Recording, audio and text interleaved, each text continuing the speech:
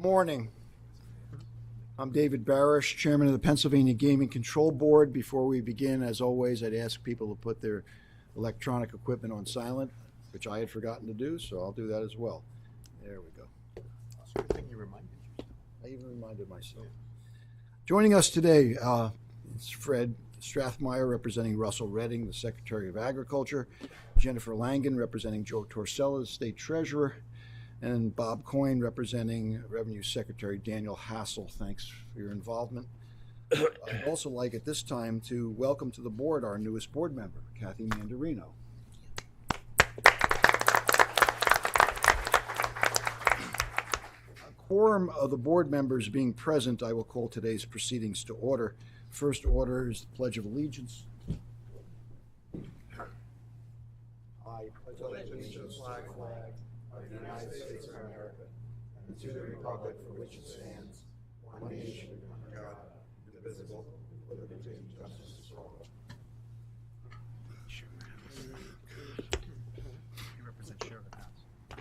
By way of announcements, the board held an executive session yesterday, August 8th, to conduct quasi-judicial deliberations relating to matters that are being considered by the board today, as well as to discuss certain personnel matters.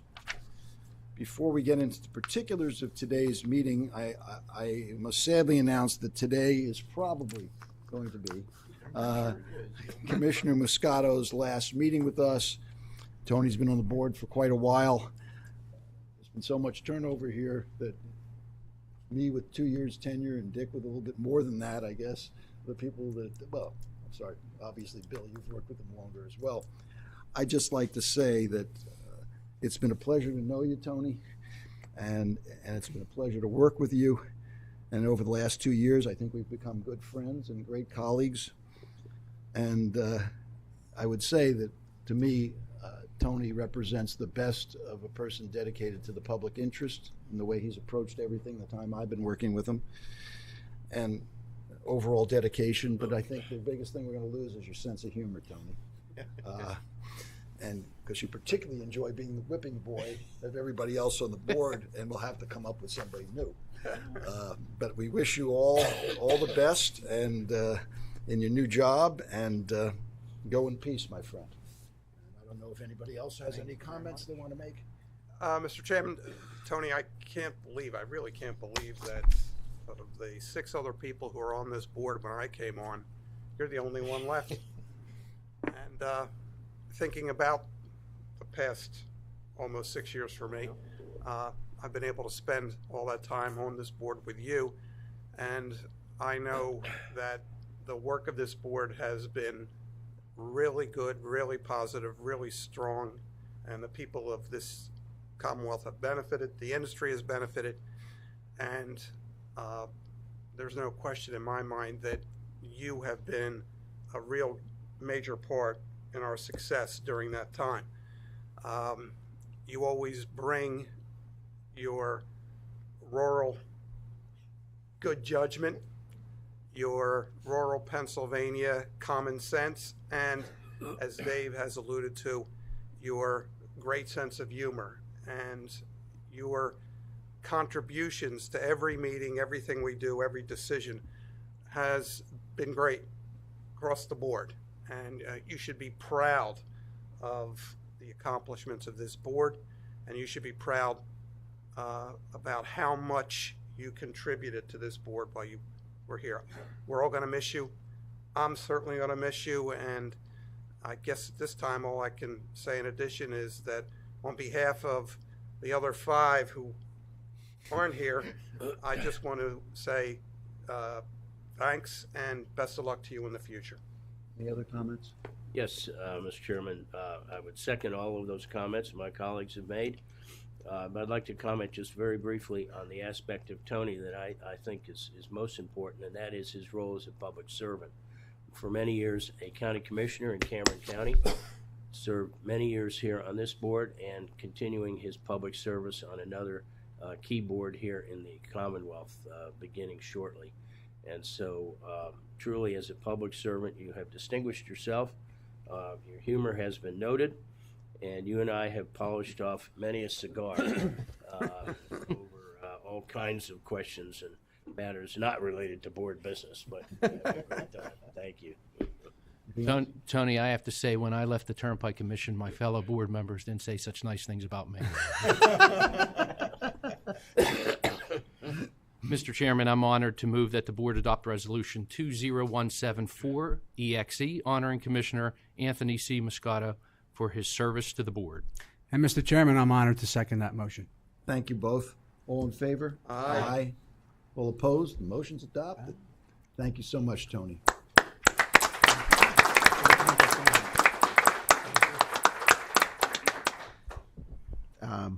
I joke that often I think I'm the Clarence Thomas of the board because I don't say a lot in public meetings, but that's mostly because I don't like to hear myself talk. To say that I've enjoyed the last 6 years would almost be an understatement. It has been a wonderful place to work. I have thoroughly loved working for the people of the Commonwealth and look forward to doing that again starting tomorrow. But I need to thank a few people before I leave. First, I need to thank my parents, my mother, who gave me her work ethic and who told me that any job worth doing is worth doing well. My father, who gave me his sense of humor. I'm really glad it wasn't reversed because my father's work ethic was questionable and my mother's sense of humor was non-existent. So it really worked out well. I would like to thank Senator Joe Scarnati for having the confidence and faith in me to put me on this board. It means a lot to me to know that he has that kind of confidence in me. I'd like to thank the board members that I worked with, those that are here with me today, and those that, as Bill alluded to, have left the board. I remember when I first came on the board and I told my cousin, who's like a sister to me, that I was going on this board, and she, of course, was at home, and she, I didn't know this at the time, was Google searching the Pennsylvania Gaming Control Board. And she called me about 20 minutes later, and she said, I'm looking at the website. And I said, yeah. And she said, you know, the guy that's the chairman is a former chief of staff to the governor. I said, yeah, I know that. And another one was the former Speaker of the House, and another one clerked for Supreme Court Justice and was the AT&T Northern Division president. I'm not sure what Jim's title was. And another one is president emeritus of Bucknell. I said, yeah. She said, what the hell are you doing there? I said, well, I'm lucky, I guess. And I truly am lucky, and I truly have been blessed. And I'm a little melancholy today leaving the board. But as they say, all good things must come to an end. And unfortunately, this must come to an end. And those of you that may or may not know, by training, I'm a secondary social studies teacher. But I realized there was no way I could spend 35 years in a classroom. I'd be a mean, miserable little old man beaten down by thousands of students by this point in time. But keeping that in mind, today marks the, I believe, 43rd anniversary of Richard Nixon's resignation from the presidency. At noon today, and I don't know if you've ever had a chance to watch his farewell speech from the East Room to the staff. It's really worth watching because I think that went a long way to begin redeeming himself and making himself an elder statesman. But somewhere in that speech, and I remember it, he says something to the effect of, I'm here to say goodbye to you, the staff of the White House. And he says, although there's not a good word for it in English, the French have the best word, au revoir, I'll see you again. So thank you very much.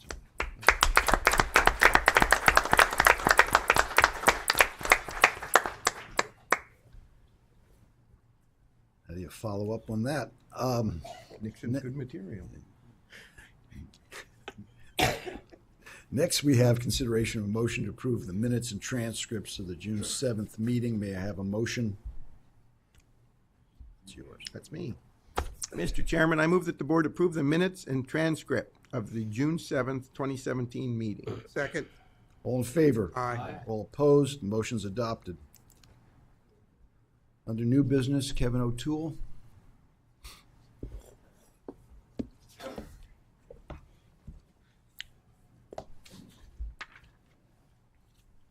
Good morning, Chairman Barish. Good morning, members of the board. On behalf of all the staff, I would like to welcome Commissioner Mandarino. Our staff looks forward to working with you. And also on behalf of the staff, we wish Commissioner Moscato the best of luck in your new position, and we thank you very much for your significant contributions to the success of this board. Today, for the public meeting, I would like to recognize the fact that we have updated a new 2017-2018 Equal Employment Opportunity Plan. We have had an EEO plan in place since we began as an agency over 11 years ago. And that plan is periodically reviewed and updated. So stated briefly, through our EEO plan, the board establishes the foundation for an open and equitable personnel system for all employees and job applicants. Our Administrative Director, Claire Yantis, and I will be meeting with the board's executive management staff to ensure their full participation in equal employment opportunity implementation, planning, and monitoring for their respective assigned areas. The board remains committed to equal employment opportunity, and the EEO plan implements that commitment. So our 2017-2018 EEO plan will be posted to our website for anyone interested in reviewing that plan. Thank you. Thank you, Kevin. Claire?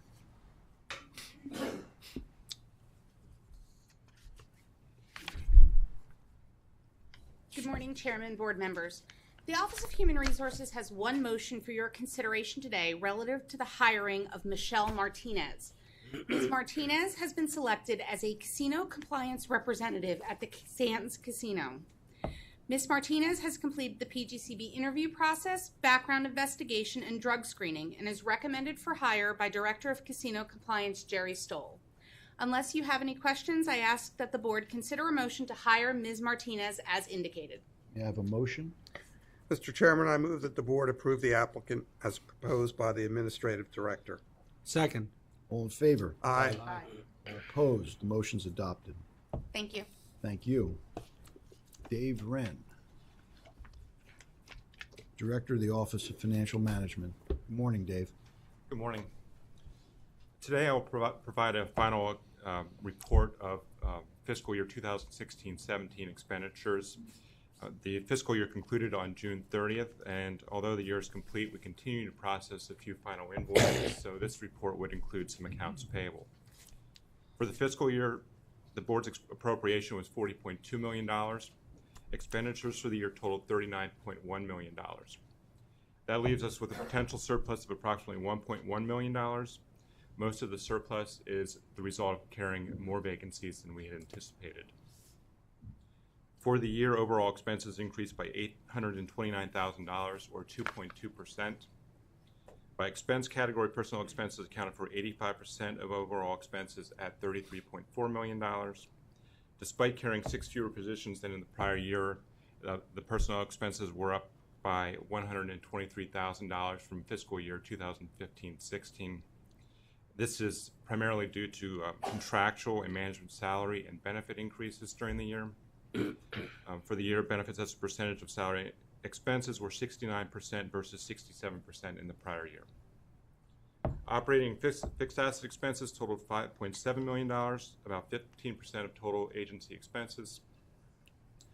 This was up about $700,000 from the prior year. The increase was primarily due to the purchase of PCs for all staff, which occurs approximately once every 5 years, the acquisition of new servers and firewalls to replace end-of-life equipment, and other non-recurring and intermittent IT initiatives necessary to update infrastructure, systems, and security.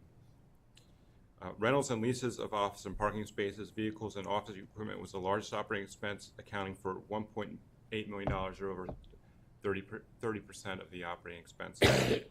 Another 28% went for specialized services, which includes interagency billings, fingerprints utilized in background investigations, and some technology support services. And finally, the third largest operating expense category at $722,000 was for other operating expenses, which primarily includes database services utilized in background investigations. That concludes my report. Any questions from the board? No. Thank you, Dave. Thank you. Next up, Chief Counsel Doug Sherman.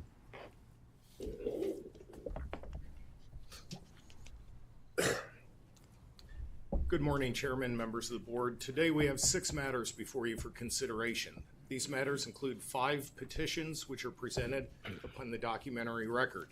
In each of those matters, the board has, in advance of this meeting, been provided with all documents filed of the record and comprising the entire record in advance of this meeting. Additionally, the matter of the Supreme Court's partial remand regarding Stadium Casino's licensure is before you for consideration today, and that's the matter for which an evidentiary hearing in the matter was heard by the board on July 31st. Before I get to the individual matters, I believe Commissioner Mandarino would like to make a statement. Thank you. Yes, Mr. Chairman. Just want to put on the record that I've been on the board since August 1st, that I have reviewed all of the pertinent materials relevant to all the issues that will come before us today for decision, and that I am prepared to fully participate in today's meeting. Thank you very much. Okay. The first matter before the board for consideration today is Sugar House HSP Gaming's petition to intervene in the proceedings on remand regarding the application of Stadium Casino for a Category 2 license. As mentioned, the board took evidence on the remand matter on July 31st. Prior to the evidentiary hearing, Sugar House filed a petition on July 25th, 2017, requesting the board to allow it intervention and full party status in the matter of the Supreme Court's partial remand regarding Stadium's licensure. Sugar House's petition essentially requested that in the event Market East Associates, who is a party to the remand matter, does not participate and adequately represent Sugar House's interest in the remand proceedings, the Sugar House had a right to intervene.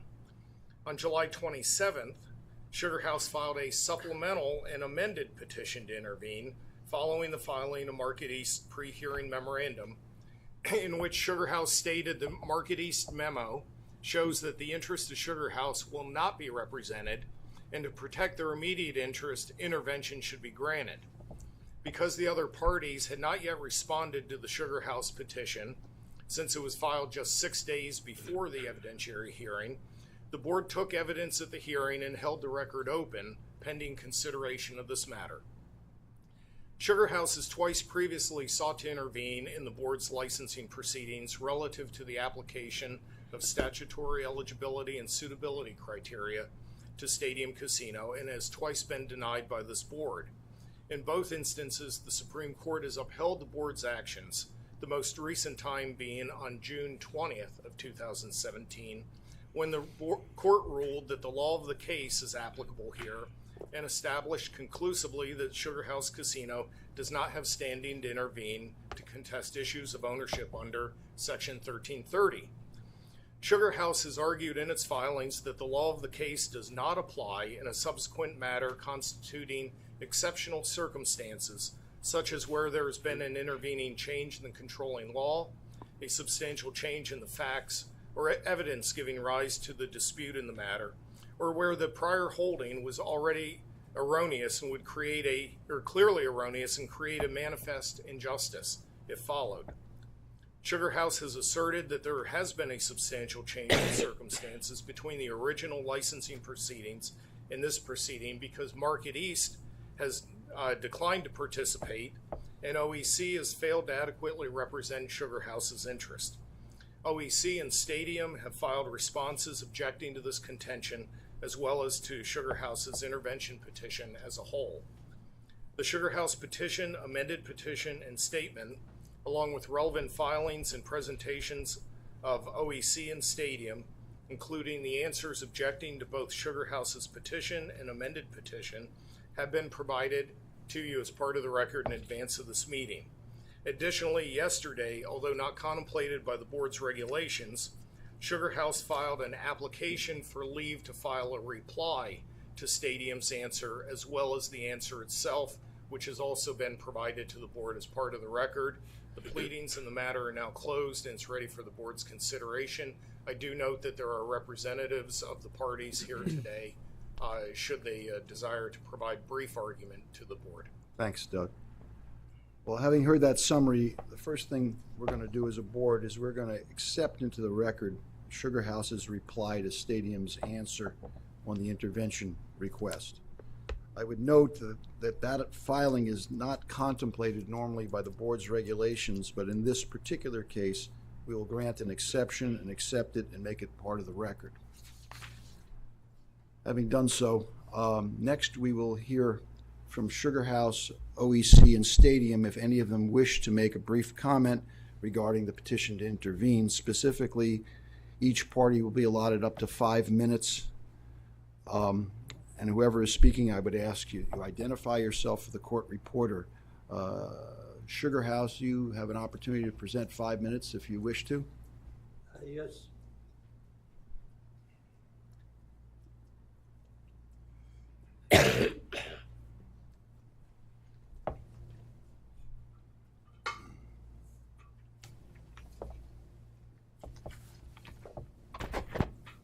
Before you begin, Mr. Sprague, if you'd identify yourself for the court reporter. Yes, Richard Sprague, and with me Brooke Cohen from my office on behalf of Sugar House. And first I want to thank the chairman and members of the board for the opportunity to appear. And I will comply with that 5 minutes. Thank you. The basic position that we are stating is that this board has the duty to see that the law is upheld. And we know the law here requires that a person who owns and has an interest in one casino, in certain circumstances, is limited not to own more than 1/3 in another casino. It is very easy for somebody to come before this board and just say, I've given a gift to my children. And it's very easy to say, that's money of my own. However, I submit that if you really examine the record in this case, and this is with all due respect to my friend Mr. Petrie, who I think very highly of in terms of his ability, the inquiries have not been complete. I suggest to you, and I will give you some examples of that, in order to determine whether there's financial control that exists. And this board has an absolute obligation before it gives somebody approval for a license to make sure that the law is complied with. Now, I know there's argument that we have no standing. I'd like to bring to the board's attention a case of mine from many years ago, Sprague v. Casey, which is where the Republican and Democratic parties agreed on a certain process for selection of judges. Under the normal rules for standing, just a private citizen would not have standing to appear. But in this case, since both parties were aligned, the Supreme Court, in the opinion, and it's referred to in our papers, but I think this language is important. The Supreme Court said in this case, this is where the two parties were aligned. So the issue was, who can be heard to object? In this case, we believe, said the Supreme Court, that the special circumstances involved warrant the grant of standing to petitioner under the exception articulated in a particular case. And I say that principle applies here. Who is it who has appeared in front of you who was asked to obtain the emails that existed in terms of what was the planning, what was the consideration from the original plan to then changing it to a gift in this case? What's the source of money? I bring to your attention that Stadium was asked, but frankly did not answer what was the exact source of the funds. And I would read to you when that question was asked in front of you on July 31st. Do you know, or does Mr. Manoukian know the source that he will utilize to make that $34 million gift? Answer: he has the financial resources available to do so for multiple sources. That's no answer. And I could go on with other examples. This case calls for what we asked for in our papers that we filed. Somebody should have the right to take depositions of the sons in this case. Whether these are sons who, when their father says jump, will jump. If, I dare say, President Trump had given... Mr. Sprague, you have 30 seconds, please. Pardon? Try to wrap it up. We're getting down to 30 seconds. I'm sorry, my 30 seconds. my 4 minutes have gone by. Oh, yeah. All 5 right, minutes I'll have gone stick to by, my sir. promise.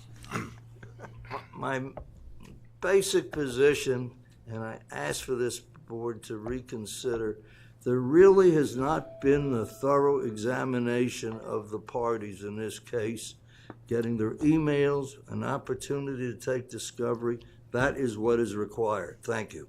Thank you very much. OEC, do you have an argument or wish to make a presentation to the board?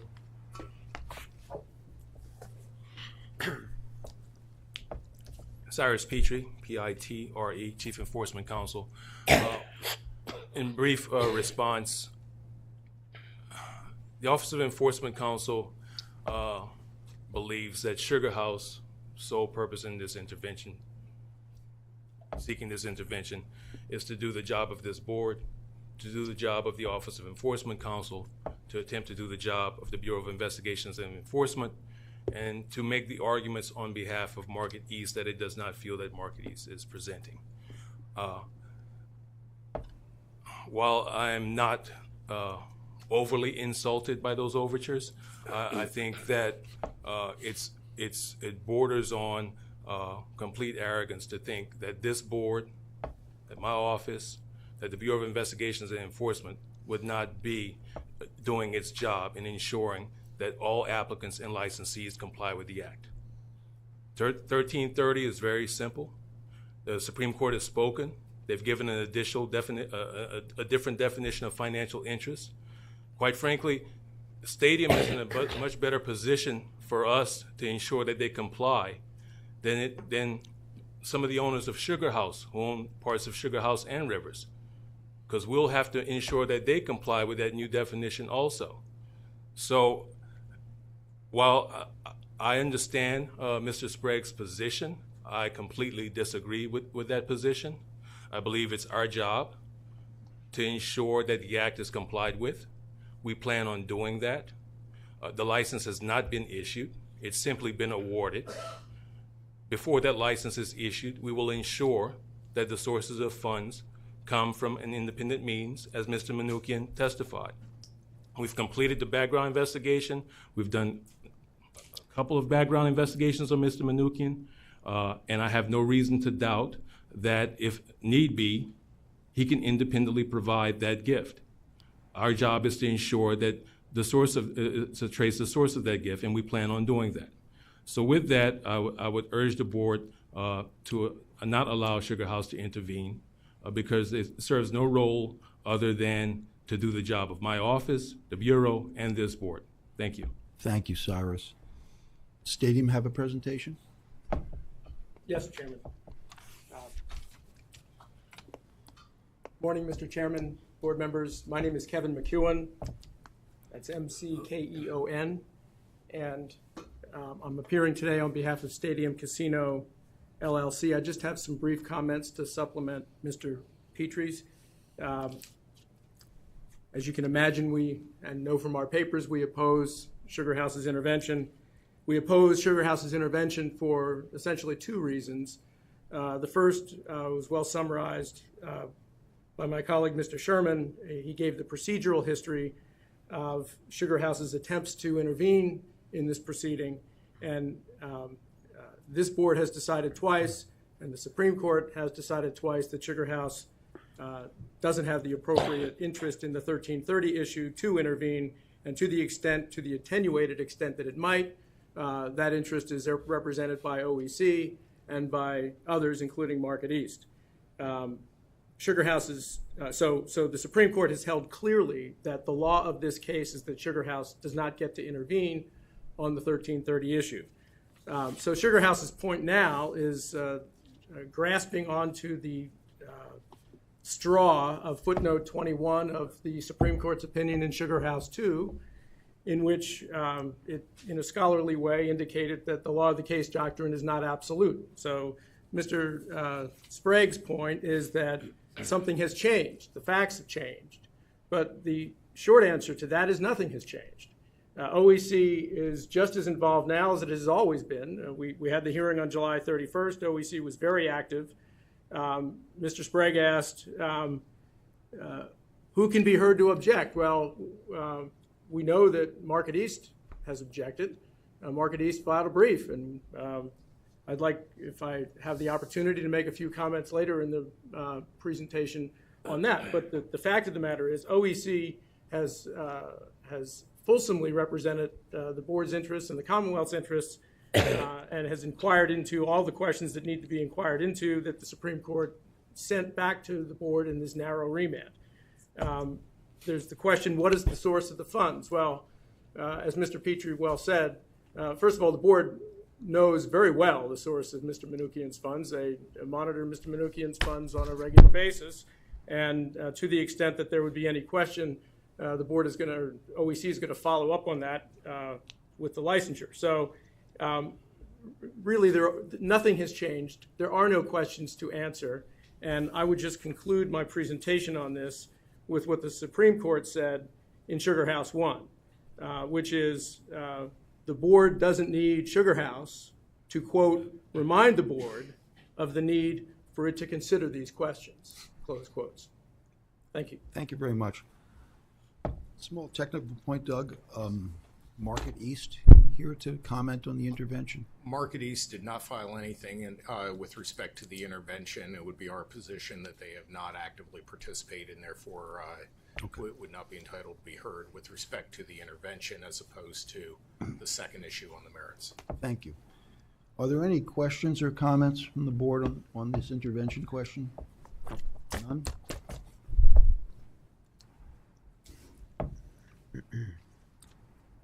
Well, now the pleadings are closed and we've heard the arguments. May I have a motion on this matter?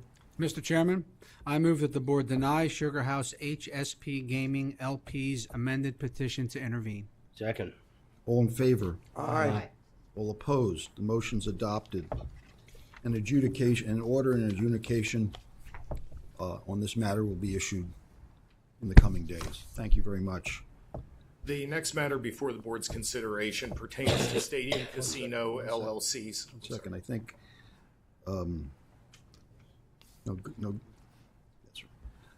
now that the request for intervention has been denied, I think it's appropriate that we're going to close the evidentiary record in this remand proceeding and take up the underlying stadium licensing matter.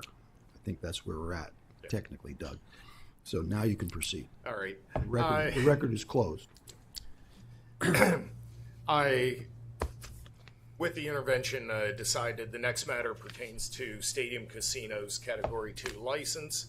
Per the direction of the Supreme Court's partial remand regarding the Category 2 licensure of Stadium, an evidentiary hearing was in fact held by this board on July 31st to provide additional information and to gain additional information as to whether Stadium's equity financing structure violates Section 1330 of the Gaming Act, which prohibits an owner of the Pennsylvania casino from possessing more than a 33.3% ownership or financial interest in another Pennsylvania casino. The record in that matter is now closed and it's ready for the board's consideration relative to whether Watching Manoukians possesses a financial interest in excess of 33 1/3% in the Stadium Casino entity. recognizing the board gave each party to the proceeding an opportunity to make argument at the close of the evidentiary proceeding last week. I don't know whether any party wishes to make a further argument at this time, but in the event any party does, they are to come forward. And again, I would ask that they limit their comments to 5 minutes. Mr. McEwen. Thank you, Chairman Parrish. My comments will be directed to primarily the brief that Market East filed, the post-hearing brief, and to just correct for the record a couple of points. The first is that Market East's essential argument is that the July 20, 2017 funding agreement is not enforceable, and that the 2012 commitment letter that Mr. Manoukian gave the board was enforceable, and that's just simply not correct. The commitment letter is not enforceable. It was a promise to the board. To the extent that the board needs that kind of a promise, it has it in the testimony of Mr. Manoukian from July 31st, 2017 on this very record. It's at page 17 of the transcript. Mr. Manoukian made it very clear, and he promised to the board that he would fund the trust to the degree that the trust needs to be funded up to the level that previously was stated. So that will happen, and that commitment is on the record. With respect, and so to the extent that Market East is making an issue that the funding agreement has been the funding agreement supersedes the commitment letter, you have before you and on the record something even better than the commitment letter. You have Mr. Manoukian's statement from last week, July 31st, 2017, telling the board that he will fund the trust and promising to do it. So that is that addresses that issue. With respect to the funding agreement and whether it is enforceable, it's generally accepted common law that agreements to make gifts such as the July 20, 2017 funding agreement are enforceable if there's consideration given or if there's reliance. Here we have both. There was consideration, there is consideration in that agreement. The trustee agreed to limit its trustee fees. That's part of the consideration. And the other covenants in that agreement, and I'm sure you will take another look at it, but there are covenants in that agreement by persons other than Mr. Manoukian that are part of the consideration, if you will, in the agreement.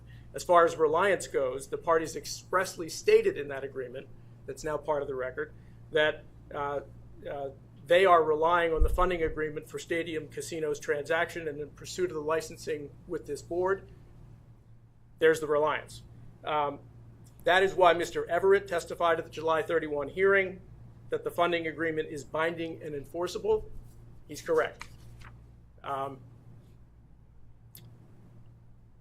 The whole point behind Market East's brief on this issue is that there's now a reason to revisit Section 1313's determination on financial fitness.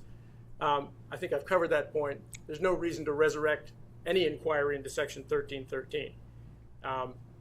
Finally, Market East has made a point that the funding agreement modifies the trust, but it does not.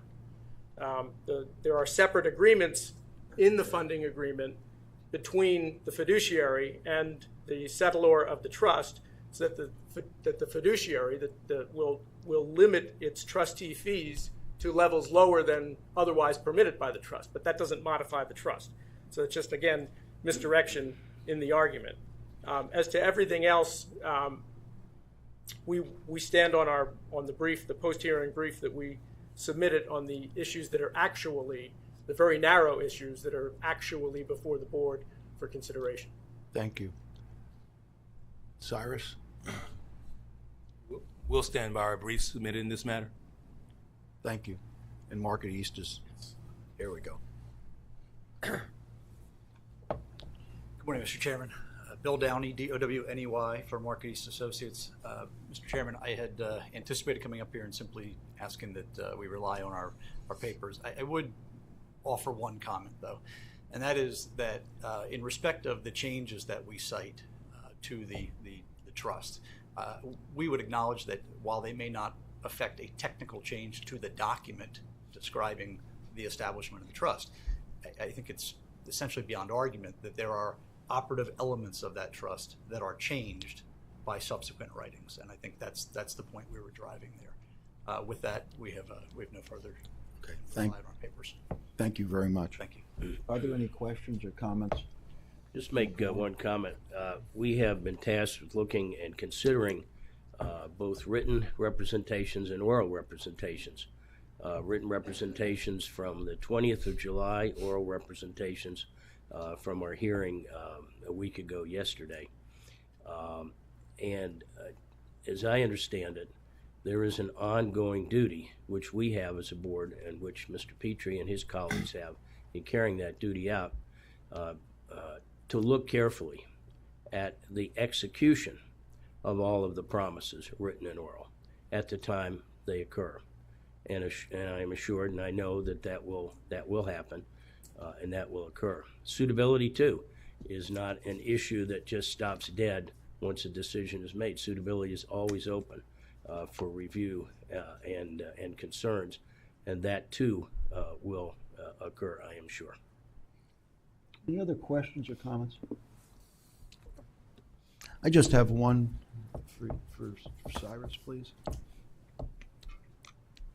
Mr. McEwen made the point about the commitment to provide these funds.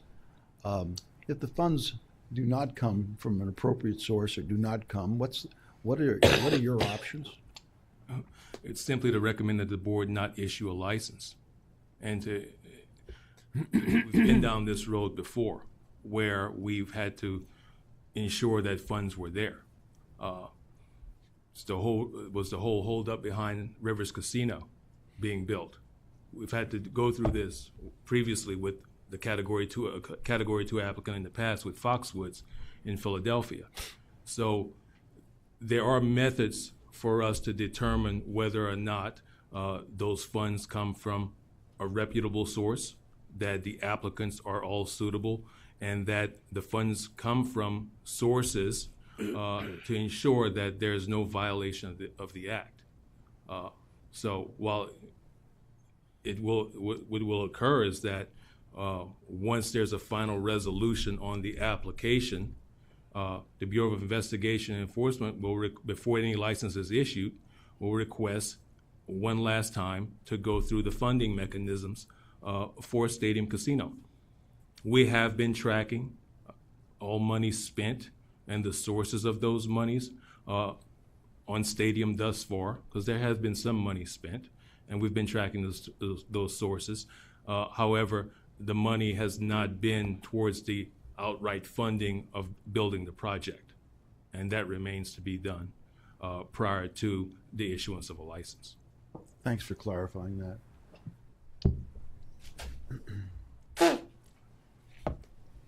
Is there a motion? Mr. Chairman, I move that the board find that Wachi Manukian does not maintain a financial interest in Stadium Casino LLC through either the Sterling Investors Trust or Sterling Fiduciary Services, Inc., and that the board issue an adjudication outlining the basis for that finding. Second.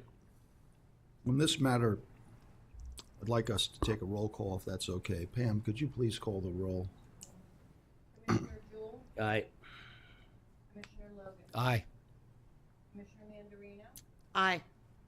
Commissioner Moscato? Aye. Commissioner Ryan? Aye. Commissioner Santoni? Aye. Chairman Barish? Aye. With the vote being 7-0, the motion is adopted, and the adjudication on this matter will be issued shortly. Order and adjudication will be issued shortly. The next petition before the board today pertains to the Office of Enforcement Counsel's request to place Mira Bashawi on the involuntary exclusion list. The uncontested facts in the matter show that on April 21st, 2017, Ms. Bashawi, who was 20 years of age, attempted to enter Mount Airy Casino's gaming floor by presenting a fake driver's license to security. As a result of her actions, she was permanently evicted from Mount Airy and was charged and pled guilty to carrying a false ID. In June of 2017, the Office of Enforcement Counsel filed a petition requesting that she be placed on the involuntary exclusion list. Ms. Bashawi answered OEC's petition, admitting to all of the allegations against her and apologizing for her actions. As a result, the record is closed and the board can decide the matter based upon the documents, and that's the matter ready for the board's motion. Thank you. Questions or comments from the board?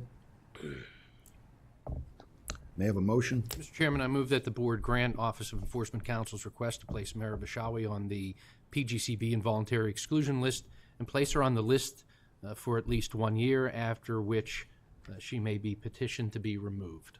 Second? All in favor? Aye. All opposed? Motion's adopted. The next matter is the Office of Enforcement Counsel's request to place Todd Johnson on the involuntary exclusion list. The uncontested facts in the matter show that on January 13th, 2017, Mr. Johnson vandalized a slot machine at Sands Bethworks Casino by jamming a cigarette into the bill validator of the machine, lighting the cigarette, and then using his key to try to pry the cigarette out of the machine. Upon being interviewed by Sands Security and the Pennsylvania State Police, Mr. Johnson admitted to his actions and paid for the damage to the machine. He was not criminally charged and he was permanently excluded from Sands. In February 2017, the Office of Enforcement Counsel filed a complaint to place Mr. Johnson on the involuntary exclusion list. After requesting a hearing, Mr. Johnson subsequently decided to waive his right to a hearing and have the board decide the matter based upon the documents filed of record, and that's the matter currently ready for the board's motion. Mr. Chairman, before we take up a motion, we've just been notified that Mr. Johnson is on his way. He wishes to address the board, but he's been held up. Okay, let's defer this for later. Any idea how? He's just getting off the turnpike, apparently. So. Okay, fine. Let's move on to the next one for the moment. And then we'll move on to Just remind me to come back there. Okay. Willis Towers Watson Public Limited Company's petition for removal from the board's prohibited gaming service provider list is the next matter for the board today. Willis Towers Watson is a global human resources and consulting company covering health and benefits, executive compensation, technology, and administration. In August 2007, Willis Towers Watson predecessor company, Watson Wyatt and Company, filed a gaming service provider application with the board. In March of 2009, that entity had been placed on the board's prohibited gaming service provider list for failure to cure deficiencies in its application. Before being placed on the list, Watson Wyatt and Company provided services to several Pennsylvania casinos, totaling $56,000 in compensation. Since their 2007 application, the company's been a party to mergers resulting in the formation of the current party, Willis Towers Watson Public Limited Company. Consequently, Willis Towers Watson has now filed a request that their predecessor company, Watson Wyatt, be removed from the prohibited gaming service provider list. The Office of Enforcement Counsel has no objection to the request, provided that there is a payment of a $1,500 civil penalty and that a complete application package be filed by the new Willis Towers Watson Public Limited Company. And that's the matter before the board.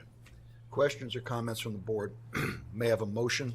Mr. Chairman, I move that the board grant Willis Towers Watson Public Limited Company's petition to be removed from the prohibited gaming service provider list upon payment of a $1,500 civil penalty as described by the Office of Chief Counsel. Second. All in favor? Aye. All opposed? Motion's adopted. Final petition before the board is that of Tajuddin McGough's request for reconsideration of the denial of his gaming permit renewal application. By way of background, in September 2016, Mr. McGough submitted a renewal application for his gaming permit, which would allow him to continue working as a table game dealer at Greenwood Gaming and Entertainment. In December 2016, the Office of Enforcement Counsel issued a notice recommending Mr. McGough's renewal application be denied based on his non-compliance with his Commonwealth tax obligations and his failure to provide copies of 3 years of federal tax returns. On April 5th, 2017, the board denied the renewal application as requested. On 15 days later, on April 20th, Mr. McGough requested reconsideration of the board's denial of his renewal application. As often happens, the denial caused him to come into compliance rather quickly, and he has represented to board staff, and the Bureau of Licensing has confirmed that Mr. McGough is now compliant with his tax obligations. Based on these circumstances, the Office of Chief Counsel believes it would be appropriate to grant the reconsideration and renew his gaming employee permit contingent upon his successful completion of the criminal background check. Thank you. Mr. Coyne, does that comply with the Revenue Department's understanding? Thank you very much. Any other questions or comments from the board? I have a motion. Mr. Chairman, I move that the board grant Tajuddin McGough's request for reconsideration of the denial of his gaming employee license renewal, and that his license be renewed upon the successful completion of a criminal history record check. Second. All in favor? Aye. All opposed? The motion's adopted. Next, presenting reports and recommendations is Deputy Chief Counsel Steve Cook. Morning. The board has received 3 reports and recommendations from the Office of Hearings and Appeals. In each of these matters, the complete evidentiary hearing as well as the report and recommendation have been provided to the board in advance of this meeting. And additionally, in each case, the individual that is subject to the report and recommendation has been advised that the board would be taking the matter up today and that they could briefly address the board if they so chose. If any of these individuals are present, I'd ask them to come forward when the matter is called. The first report recommendation before the board today pertains to Peter Bucci. On July 6, 2011, Mr. Bucci was issued a gaming employee occupation permit and worked as a table games dealer at the Lady Luck Casino at Nemacolin. Subsequently, Mr. Bucci was promoted and submitted a G2 permit application to work as a table game supervisor. Upon the filing of that application, he was issued a temporary G2 permit and began working in that capacity. In August of 2014, Mr. Bucci was terminated from his employment with Lady Luck Casino, and his G2 permit application was withdrawn after it was discovered that he was involved in illegal sports wagering with a bookmaker. The gaming employee occupation permit Mr. Bucci possessed relative to his prior employment as a table game supervisor previously expired on July 5th, 2014. Approximately a year later, in July of 2015, Mr. Bucci was offered a table games dealer position at the Meadows Racetrack and Casino and again applied for and was issued a gaming employee occupation permit. Just short of a year after that, he was again offered a promotion, this time at the Meadows, to work as a table game supervisor and submitted a G2 permit application because of that promotion and was also once again issued a temporary G2 permit. The Office of Enforcement Counsel, however, subsequently issued a notice of recommendation of denial of the G2 permit application based upon Mr. Bucci's prior involvement with an illegal sports wagering operation.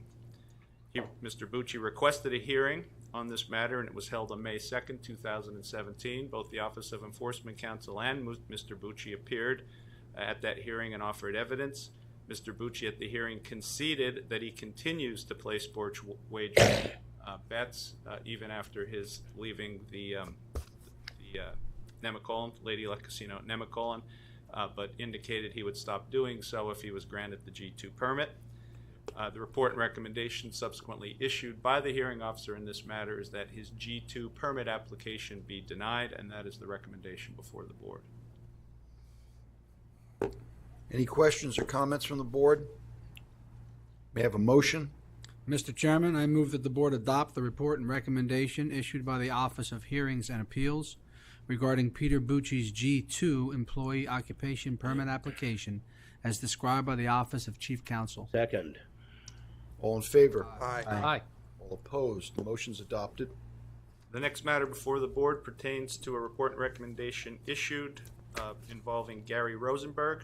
On January 25th, 2017, the Office of Enforcement Counsel filed a complaint requesting that Mr. Rosenberg be placed on the board's exclusion list after it was discovered that on August 1st, 2016, at about noon, he left two of his grandchildren, aged 9 and 10, unattended in his vehicle at the Mount Airy Casino for approximately 30 minutes. It is noteworthy for the record that the high temperature on the day in question was approximately 70 degrees. Mr. Rosenberg was criminally charged for this conduct and later pled guilty to disorderly conduct.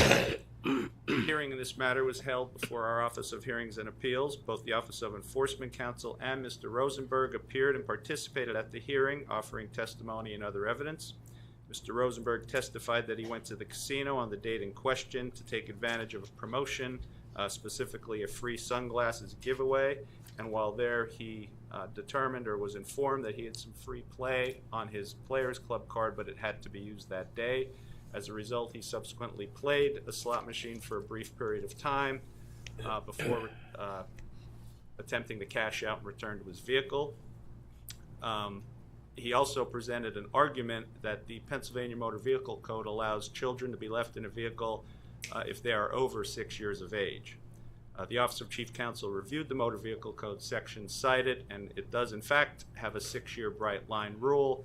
However, the statute also has a test indicating that notwithstanding the child's age, if the circumstances create a danger to the health, safety, or welfare of the child, a person can still be cited under that provision. After hearing all of the evidence and argument, the hearing officer issued a report and recommendation recommending that Mr. Rosenberg be placed on the board's exclusion list, and that is the recommendation by the board. Questions or comments from the board? May I have a motion? Mr. Chairman, I move that the board adopt in part the report and recommendation as described by the Office of Chief Counsel, and that Mr. Gary Rosenberg be placed on the board's list of excluded persons for 6 months. Second. All in favor? Aye. All opposed? Motion's adopted. The final report and recommendation pertains to Anthony Smith. On October 13th, 2016, the Office of Enforcement Counsel filed a petition to place Mr. Smith on the board's involuntary exclusion list after it was found that from October 2014 through July of 2016, Mr. Smith was involved in at least 7 incidents at the Parks Casino, which included stealing a patron's cell phone, capping bets on at least 1 occasion, and stealing items from a car parked in the casino's parking lot. He also continually trespassed on the park's property after that property had evicted him. Mr. Smith's actions led to him being convicted of defiant trespass and theft from motor vehicle charges. A hearing in this matter was held on April 25th, 2017, as Mr. Smith had requested a hearing. The Office of Enforcement Counsel appeared and put evidence into the record, but Mr. Smith did not appear. As a result, the report recommendation that was issued recommends that Mr. Smith be placed on the board's involuntary exclusion list, and that is the recommendation to the board. Questions or comments from the board? May I have a motion? Mr. Chairman, I move that the board adopt the report and recommendation as described by the Office of Chief Counsel, and that Mr. Anthony Smith be placed on the board's list of excluded persons. Second. All in favor? Aye. All opposed? Motion's adopted. And that would conclude the matters of the Office of Chief Counsel, except for the matter of Todd Johnson, and I don't know whether he has come yet or not, but we will come back to it. Okay, we'll just wait to see if he shows.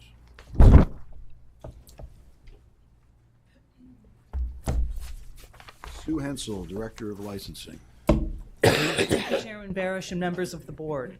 Before the board today will be 834 principal, key, gaming, and non-gaming employee applicants. In addition, there will be the consideration of 20 gaming service provider applicants. The first matter for your consideration is the approval of principal and key employee licenses.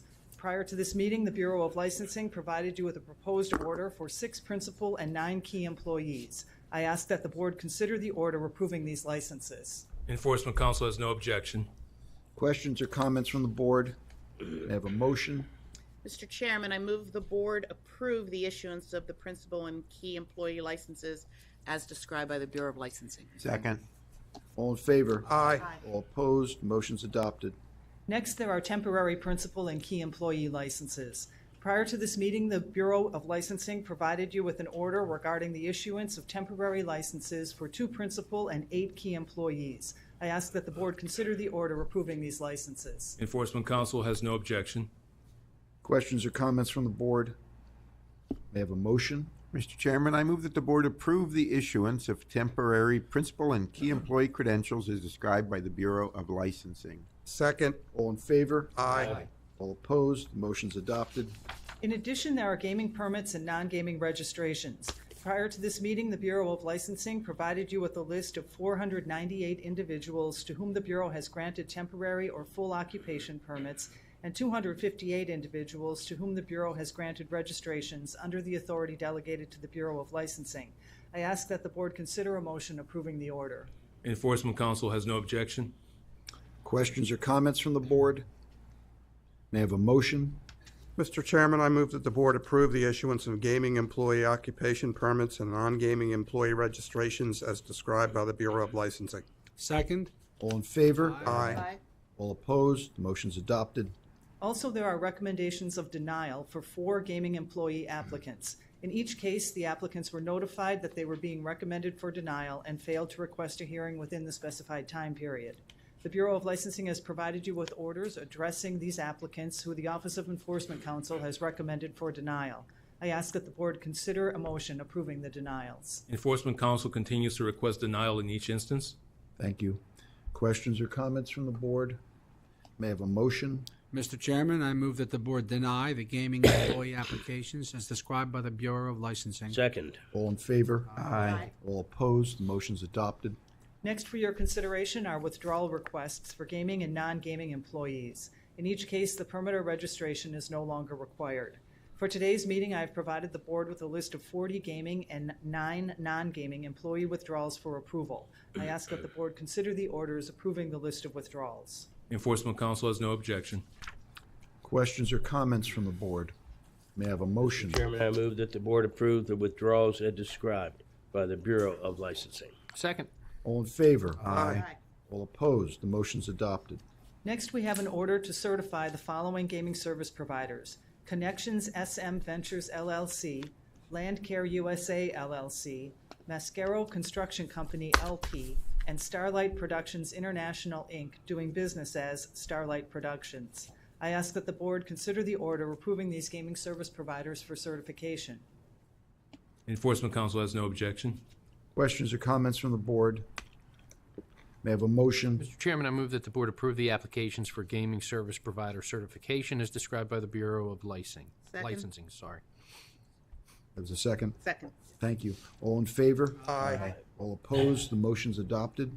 Finally, for your consideration are gaming service provider registrations. The Bureau of Licensing provided you with an order and an attached list of 16 registered gaming service provider applicants. I ask that the board consider the order approving these gaming service providers for registration. Enforcement Council has no objection. Questions or comments from the board? May I have a motion? Mr. Chairman, I move the board approve the applications for the gaming service provider registration as described by the Bureau of Licensing. Second. All in favor? Aye. All opposed? Motion's adopted. That concludes the Bureau of Licensing's matters. Thank you, Susan. Next up, Office of Enforcement Counsel. As we begin with these items, I would ask anyone addressing the board to state and spell their name for the court reporter. Also, anyone other than attorneys must be sworn in before speaking. Cyrus. The Office of Enforcement Counsel will present 21 matters today for the board's consideration, consisting of 2 consent agreements, 1 revocation, 3 suspensions, and 15 involuntary exclusions. The next matter on the agenda for the board's consideration is a consent agreement between the Office of Enforcement Counsel and Category 1 licensee Downs Racing LP, doing business as Mohegan Sun Pocono. The consent agreement will be presented by Assistant Enforcement Counsel John Crow. Representatives for Downs Racing are present, and at this time I request that they introduce themselves into the record, and if anyone needs to be sworn, please stand and be sworn. Mr. Chairman and members of the board, I am Sarah Stoner, SARAH of Eckerd Siemens, and I am here on behalf of Mohegan Sun Pocono. With me is Mohegan Sun Pocono's Director of Table Games and its Director of Operational Accounting. Do you want to introduce yourselves? Good morning, Mr. Chairman. John Gutkowski, Gutkowski, Director of Operational Accounting. Good morning, Mr. Chairman, members of the board. First name Sunil, Sunil, last name Mukul, Mukul. Thank you. Would you both please be stand and be sworn by the court reporter.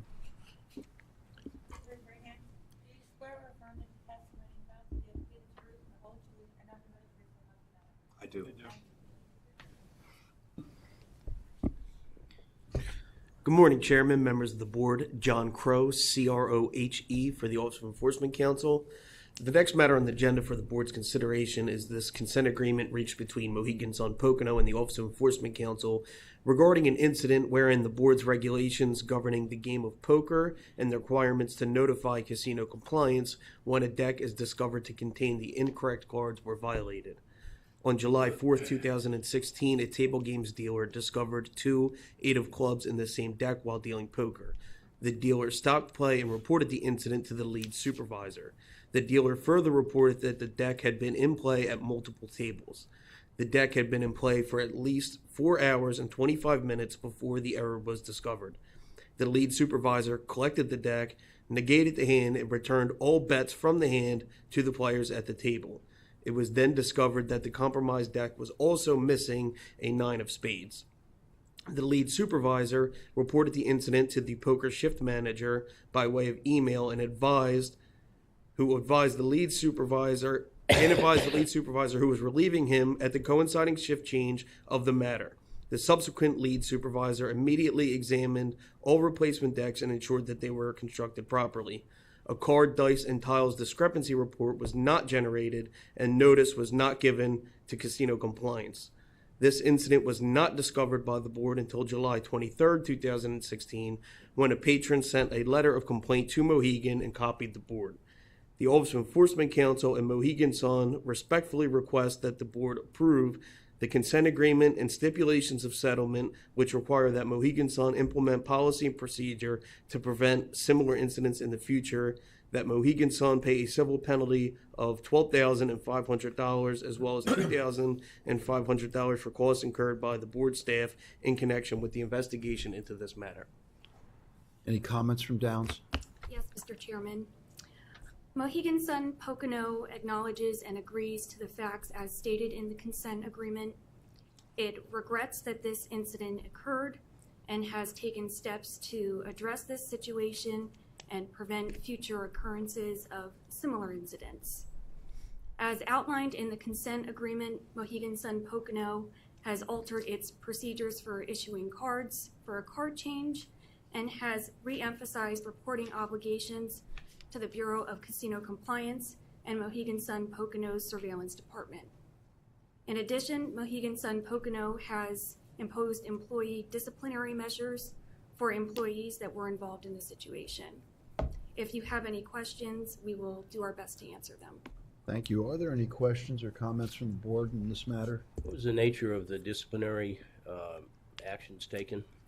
The involved team members were issued written warnings and, reminded of the requirement to notify surveillance and the on-site gaming control board. This matter was not self-reported, was it? It was not, no. And that's a serious matter. That is correct. And, I myself, as the director of table games, only found out when, the letter came to Harrisburg, and then it was, brought forward to our casino compliance supervisor at Pocono.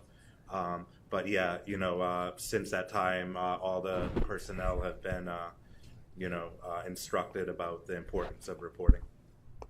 And in fact, you had in place those reporting obligations, is that correct?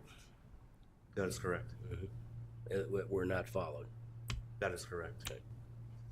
Any other questions? If Mr. Chairman, if I can you explain where the breakdown was, sir, in the self-reporting process? Yes. So, what happened was once it was discovered that there was a compromised deck in play, once the lead supervisor was notified, they immediately, removed the deck, put a proper deck into play. As far as the reporting, the lead supervisor said they were unaware that they had to call surveillance.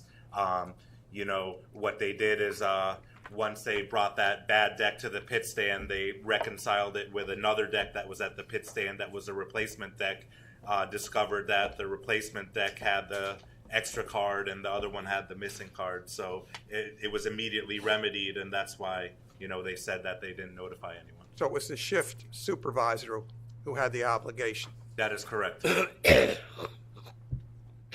Commissioner Mandarino, did you have a question? I'm okay, thank you. So I'm sorry, again, the discipline for the employees, I didn't hear it. It was a written warning. Are there any other questions or comments from the board? I do have one. On your disciplinary step process, take me through a written warning. Is that the least?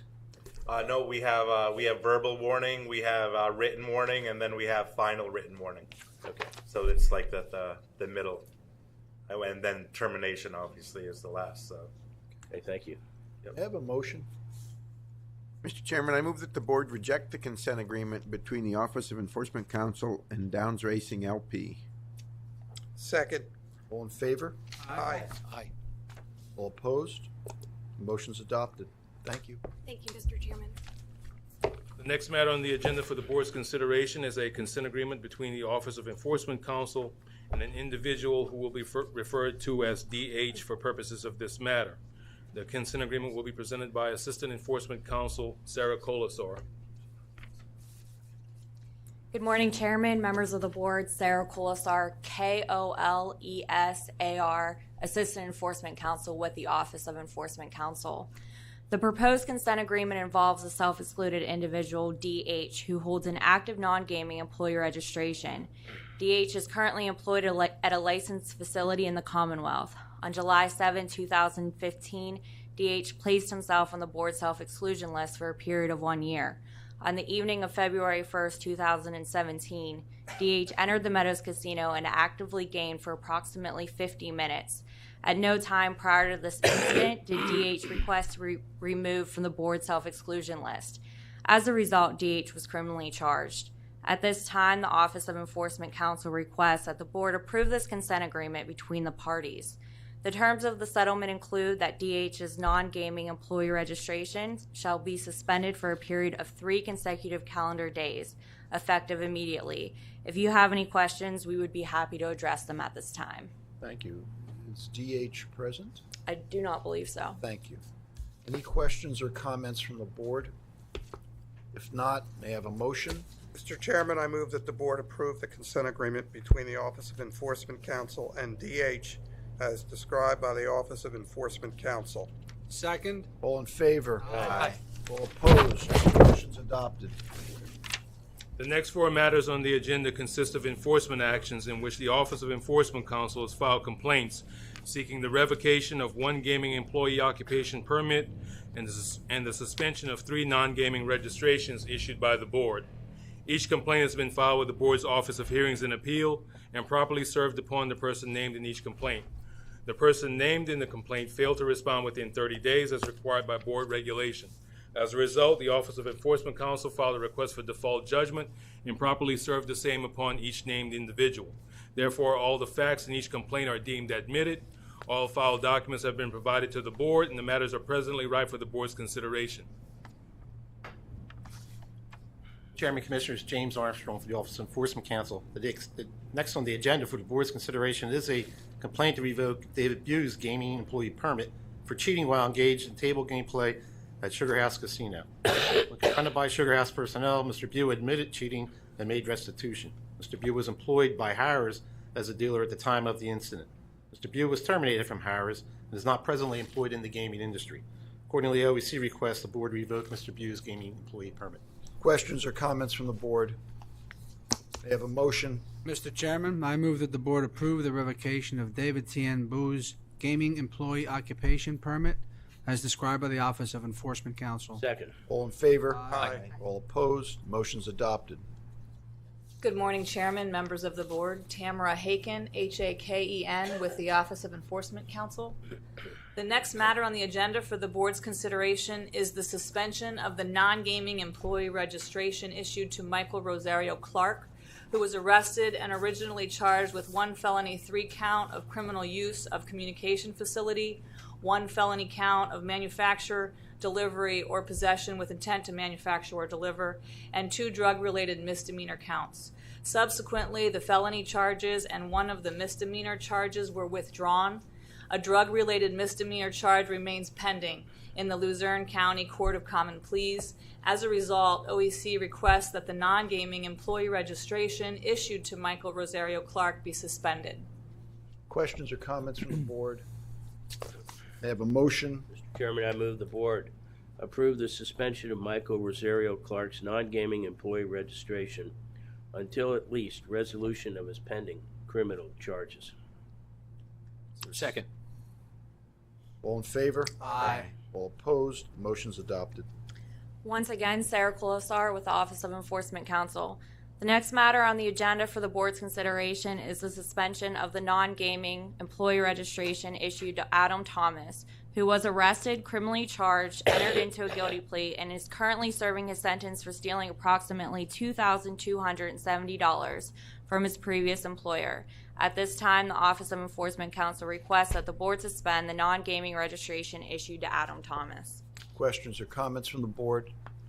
May I have a motion? Mr. Chairman, I move that the board approve the suspension of Adam Thomas's non-gaming employee registration until at least complete resolution of his criminal charges. Second. All in favor? Aye. All opposed? The motion's adopted. The next matter on the agenda for the board's consideration is the suspension of the non-gaming employee registration issued to Timothy Rollins for being arrested and criminally charged with 2 felony offenses and a misdemeanor that stemmed from a domestic dispute in which he allegedly choked a female victim. At this time, the Office of Enforcement Counsel requests that the board suspend the non-gaming registration issued to Timothy Rollins. Questions or comments from the board? May I have a motion? Mr. Chairman, I move the board approve the suspension of Timothy Rollins' non-gaming employee registration until at least the resolution of his criminal charges. Second. All in favor? Aye. Aye. Opposed? Motion's adopted. The remaining matters on the agenda consist of enforcement actions in which the Office of Enforcement Counsel has filed petitions seeking the involuntary exclusion of individuals whose presence in a licensed facility are inimical to the interests of the Commonwealth and are licensed gaming therein. In each instance, the petition for exclusion has been filed with the Board's Office of Hearings and Appeal and properly served upon each named individual. The individual named in each petition failed to respond within 30 days as required by Board regulation. As a result, the Office of Enforcement Counsel filed a request for default judgment in each instance and properly served the same upon each named individual. Therefore, all facts in each petition are deemed admitted. All filed documents have been provided to the board, and the matters are presently ripe for the board's consideration.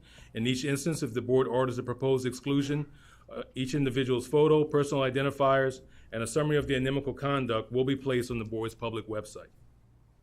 The next matter for the board's consideration is the involuntary exclusion of Mengrong Yan for using an illegally manufactured identification to access the gaming floor at Rivers Casino while under the age of 21. As a result, OEC requests that the board issue an order placing Mengrong Yan on the involuntary exclusion list. Questions or comments from the board? May I have a motion? Mr. Chairman, I move that the board approve the addition of Mengrong Yang to the PGCB involuntary exclusion list as described by the Office of Enforcement Counsel. I further move that Ms. Yan may petition for removal from the list after her 22nd birthday. Second. All in favor? Aye. All opposed? The motion's adopted. Good morning again, Tamara Haken with the Office of Enforcement Counsel. The next matter on the agenda for the board's consideration is the involuntary exclusion of Toby Bonitz for cheating by illegally altering his bets a total of 5 times at Hollywood Casino. As a result, OEC requests that the board issue an order placing Toby Bonitz on the involuntary exclusion list. Questions or comments from the board? May I have a motion? Mr. Chairman, I move that the board approve the addition of Toby Bonitz to the PGCB involuntary exclusion list as described by the Office of Enforcement Counsel. Second. All in favor? Aye. All opposed? Motion's adopted. The next matter on the agenda for the board's consideration is the involuntary exclusion of Malik Collins for knowingly using the legitimate identification of another individual to gain access to the gaming floor of Hollywood Casino while under the age of 21. As a result, OEC requests that the board issue an order placing Malik Collins on the involuntary exclusion list. Questions or comments from the board? May I have a motion? Mr. Chairman, I move that the board approve the addition of Malik Dion Collins to the PGCB involuntary exclusion list as described by the Office of Enforcement Counsel. I further move that Mr. Collins may petition for removal from the list after his 22nd birthday. Second. All in favor? Aye. All opposed? The motion is adopted. The next matter on the agenda for the board's consideration is the involuntary exclusion of Tanner Richardson for knowingly using the legitimate identification of another individual to gain access to the gaming floor of Rivers Casino while under the age of 21. As a result, OEC requests that the board issue an order placing Tanner Richardson on the involuntary exclusion list. Questions or comments from the board? May I have a motion? Chairman, I move that the board approve the addition of Tanner Richardson to the PGCB involuntary exclusion list as described by the Office of Enforcement Counsel. I further move that Mr. Richardson may petition for removal from the list after 1 year. Second. All in favor? Aye. All opposed? The motion's adopted. The next matter on the agenda for the board's consideration is the involuntary exclusion of Samantha Schad for knowingly using an illegally manufactured identification to attempt to gain access to the gaming floor of Rivers Casino while under the age of 21. As a result, OEC requests that the board issue an order placing Samantha Schad on the involuntary exclusion list. Questions or comments from the board? May I have a motion? Mr. Chairman, I move that the board approve the addition of Samantha Schad to the PGCB involuntary exclusion list as described by the Office of Enforcement Counsel. I further move that Ms. Schad may petition for removal from the list after her 22nd birthday. Second. All in favor? Aye. All opposed? Motion's adopted. The next matter on the agenda for the board's consideration is the involuntary exclusion of Delrail Smith for drawing a gun and pointing it at another patron at the Rivers Casino. As a result, OEC requests that the board issue an order placing Delrail Smith on the involuntary exclusion list. Questions or comments from the board? May I have a motion? Mr. Chairman, I move the board approve the addition of Darrell Smith to the PGCB's involuntary exclusion list as described by the Office of Enforcement Counsel. Second. All in favor? Aye. All opposed? The motion's adopted. Glenn Stewart for the Office of Enforcement Counsel, STUART. The facts in the next two matters are stem from the same incident, so if it's okay, I'll read the facts and then ask for the relief requested. Next for the board's consideration is the placement of Breonna Powell and Shatia Garfield on the exclusion list. In January of 2017, Ms. Powell and Ms. Garfield participated in a robbery of two women in the parking garage of Harrah's Philadelphia Casino and Racetrack. Ms. Powell and Ms. Garfield were both charged with multiple crimes, including robbery, aggravated assault, simple assault, and receiving stolen property. All charges remain pending against Ms. Powell and Ms. Garfield at this time. As such, the Office of Enforcement Counsel respectfully requests the board issue an order placing Shatia Garfield on the board's exclusion list. Questions or comments from the board? May I have a motion? Mr. Chairman, I move that the board approve the addition of Shatia Garfield to the PGCB involuntary exclusion list as described by the Office of Enforcement Counsel. Second. All in favor? Aye. All opposed? The motion's adopted. The Office of Enforcement Counsel respectfully requests the board issue an order placing Breonna Powell on the board's exclusion list. Questions or comments from the board? May I have a motion? Mr. Chairman, I move that the board approve the addition of Breonna Powell to the PGCB involuntary exclusion list as described by the Office of Enforcement Counsel. Second. All in favor? Aye. All opposed? The motion's adopted. Good morning, Chairman Barish, members of the board. Dustin Miller on behalf of the Office of Enforcement Counsel. The next matter today is a request for placement on the board's excluded persons list involving Rachel Doan. The Office of Enforcement Counsel filed a petition to place Ms. Doan on the exclusion list for accessing the gaming floor and playing slot machines at Parks Casino while under the age of 21. Ms. Doan was criminally charged for her actions. Based upon the foregoing, the Office of Enforcement Counsel asked that the board place Rachel Doan on the board's excluded persons list. Questions or comments from the board? May I have a motion? Mr. Chairman, I move that the board approve the addition of Rachel Doan to the PGCB involuntary exclusion list as described by the Office of Enforcement Counsel. I further move that Ms. Doan may petition for removal from the list after 1 year. Second. All in favor? Aye. All opposed? The motion's adopted. The next matter today is a request for placement on the board's excluded persons list involving Joel Simon.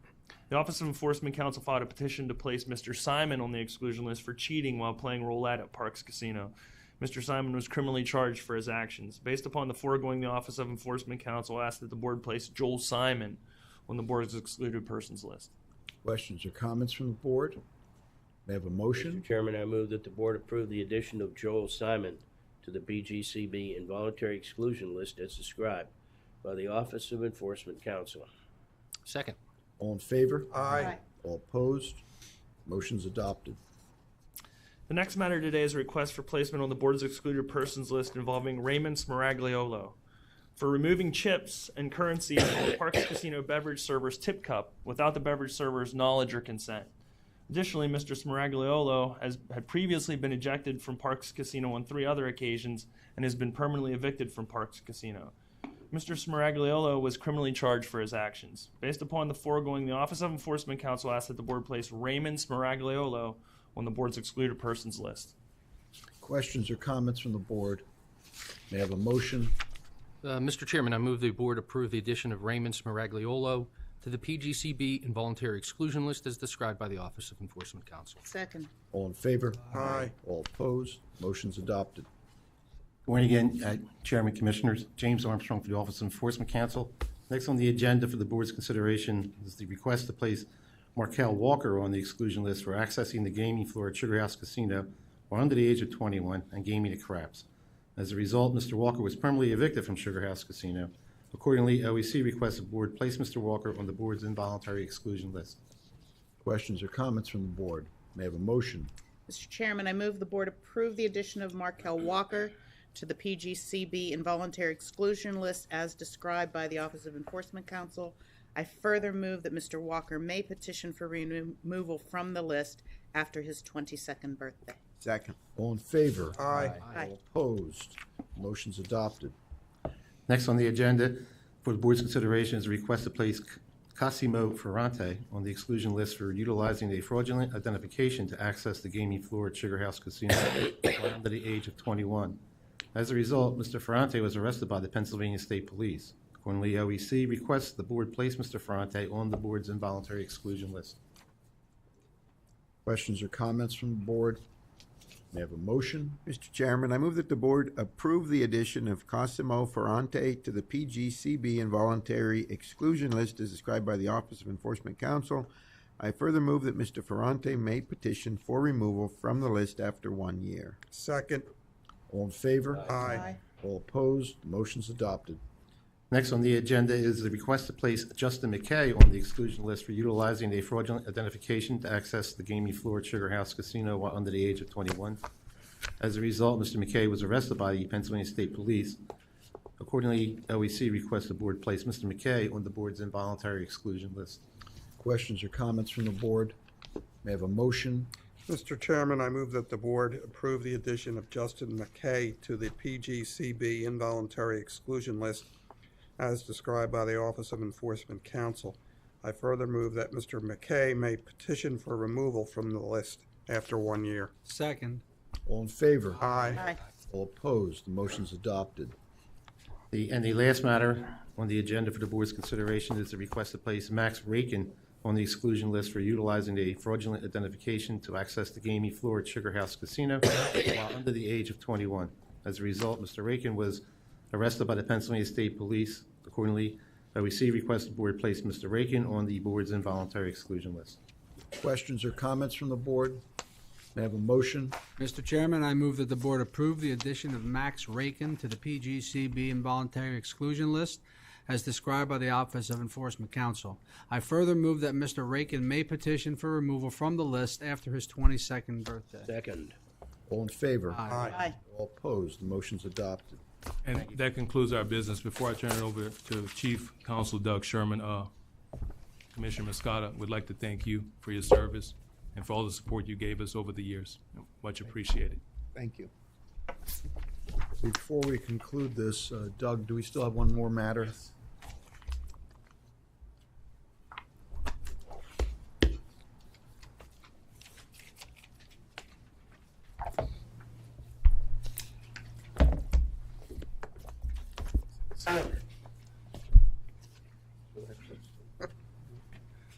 Commissioners, earlier when we had called the matter of Todd Johnson, we were informed that Mr. Johnson was stuck in traffic on the turnpike. He has navigated his way to Harrisburg, is here.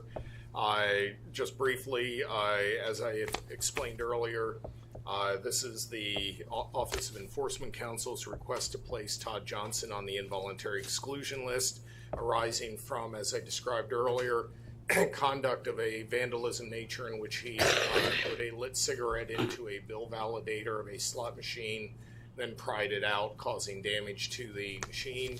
He was interviewed by staff and security staff in the state police at Sands Bethworks Casino, and he did pay restitution for the damage. Mr. Johnson is here if you would like to address the board. If you do, please stand to be sworn.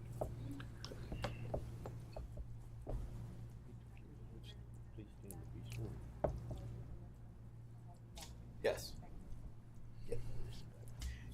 Yes. Hi. Lean into the microphone. So yeah, I didn't come here to deny anything that happened. I actually came here to own up to what I did. The incident was a terrible lack of judgment, and to be quite frank, I'm embarrassed by the situation. As soon as I had the opportunity to, in fact, after I did it, I stuck around, knowing full well that the place is loaded with cameras, that I was going to be in trouble for that. I waited for the security to come over. I took care of it. I went to the court, and I had the opportunity to pay the restitution in full. I just did that to move forward and move past it. So really, I mean, I just wanted to come here. I certainly wouldn't insult anybody's intelligence in this room. I did do what I was alleged to do. I'm hoping that, again, I just wanted to own up to it. I'm hoping that I can move past this and maybe get some type of warning. But I do know that is in your hands. And, I apologize to the people at the stands, and I want to apologize to everybody here as well. It's really not a representative of my overall character. And I know I don't have a whole lot of opportunity to show that to you, besides just come here in person and tell you that. Well, we certainly appreciate you coming in. That's unusual and is well appreciated. Are there comments or questions of Mr. Johnson from anybody? If I can, Mr. Chairman. Mr. Johnson, the recitation of the facts we have is that you caused damage to a slot machine by jamming a lit cigarette into the bill validator. Is that correct? Mm-hmm. And then used your lighter to burn the cigarette. Is that correct? Yeah, no, at first I tried to pry it out of there. I had no way to do that because originally at first I was trying to see if I could get it out of there quick, so maybe I didn't get in trouble for it. And then when it didn't come out, that's what I did, and that's where the damage really arose from. That's why it was what it was. But you were angry because you didn't win? Kind of. To be honest with you, at that time, I probably should have had another hobby at that time. I was in a car accident, and I was out of work for a while. So, I mean, this is not an excuse, but I was up there spending probably a little bit too much time at the time than I should have. Were you drinking that night? What's that? Were you drinking? No, I didn't. I didn't drink. Not at the casino. I mean, I had a beer at dinner, but it was just a horrible lack of judgment. I was going through just a bad period of my life, and probably wasn't the best idea to go that night, really. And that's what it came down to. Thank you, sir. Yep. Any other questions or comments? I have one question. Was the cigarette, were you smoking? The cigarette was lit and you put it in, or you Yeah. put the cigarette in and then lit it? It was already lit. It was at the end of it, so it wasn't very big. So that's why I wasn't able to get it out right away. I didn't realize it would have fallen as far as it did. So as soon as I did it, I knew it was pretty stupid. Okay, thank you. Is there a motion? Yes, Mr. Chairman. I move that the board grant for 1 year the Office of Enforcement Counsel's request to place Todd Johnson on the PGCB's involuntary list, and that Mr. Johnson be placed on that list for 1 year. And at the conclusion of that? And at the conclusion of that, Does he automatically come off? Or without putting another condition at the end of that 1 year from today, he would come off the list and would be free to return to automatically? Automatically. Yes. Thank and that he automatically be removed from the list in 1 year. Thank a you. proper modification of my motion? No, I just was trying to get a Okay. clarification. That's just fine. Is there a second? I'll certainly second that, but I just wanted to point out to Mr. Johnson, first of all, thank you for coming in and taking ownership of what you did. Don't see that a lot very often. And the distinction here is you're being removed automatically.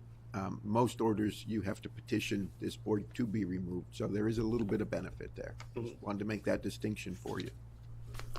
That's a second. Yeah, I will second it, yes. And just one comment I'll make is this motion, obviously, the board could have imposed a harsher penalty than this on you, sir. And your presence and your obvious contrition in this matter is helping you. Thank you for that as well. Okay. So given that, all in favor? Aye. All opposed? The motion's adopted. Thank you for coming. Thank you, everybody. And that concludes all matters. I believe that concludes today's meeting. Our next public meeting will be held on Wednesday, September 13th. The meeting will be held at 10 a.m. in this room. Are there any other final comments from the board or ex officio members? If not, we wish Tony Moscato Godspeed, and that concludes today's meeting. Is there a motion to adjourn? So moved. Second. All in favor? Aye. All opposed? The Aye. motion's adopted. I don't want it to end.